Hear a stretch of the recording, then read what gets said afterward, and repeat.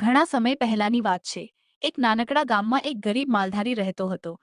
તે અત્યંત શ્રદ્ધાળુ હતો અને મેલડી માને પોતાની માતા સમાન પૂજતો હતો। તેની પાસે થોડાક જ ઘેટા બકરા હતા, જેનાથી તે પોતાનું ગુજરાન ચલાવતો। એક સમય એવો આવ્યો કે ગામમાં ભયંકર દુષ્કાળ પડ્યો। નદી નાળા સુકાઈ ગયા અને પશુઓ માટે ઘાસચારો પણ રહ્યો નહીં। ગામના લોકો ધીરે ધીરે હિજરત કરવા લાગ્યા, પણ આ માલધારીને તેની માતા મેલડી પર અખૂટ વિશ્વાસ હતો। તે કહેતો, મારી માં બેઠી છે, એ મને અને મારા અબોલ જીવોને ક્યારેય ભૂખ્યા નહીં ઊંઘવા દે। એક દિવસ માલધારી પોતાના ભૂખ્યા પશુઓને લઈને સીમમાં નીકળ્યો। ચારે બાજુ રણ જેવી ધરતી જોઈ તેની આંખમાં આંસુ આવી ગયા। તેણે અંતરના સાદેમાં મેલડીને વિનંતી કરી, હે માં, આ અબોલ જીવો તારા આશ્રય છે।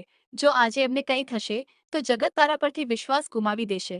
તું તો ભક્તોની લાજ રાખનારી દેવી છો, આજે મારી લાજ રાખજે। કહેવાય છે કે ભક્તનો સાથ સાંભળીને માં મેલડી પ્રસન્ન થયા। અચાનક જે સૂકી સીમમાં એક તણખલું પણ નહોતું, ત્યાં માલધારીની નજર સામે લીલુંછમ ઘાસ ઉગવા લાગ્યું। આકાશમાં વાદળો ઘેરાયા અને કાંઈ પણ મોસમ વગર વરસાદના છાંટા પડવા લાગ્યા। માલધારીના પશુઓએ ધરાઈને ઘાસ ખાધું અને પાણી પીધું। ગામના બીજા લોકો જ્યારે આ ચમત્કાર જોવા આવ્યા, ત્યારે તેમને સમજાયું કે સાચી શ્રદ્ધા હોય તો પથ્થરમાંથી પણ પાણી નીકળી શકે છે। બોધ માં મેલડી એ શ્રદ્ધા અને અતૂટ વિશ્વાસનું પ્રતીક છે।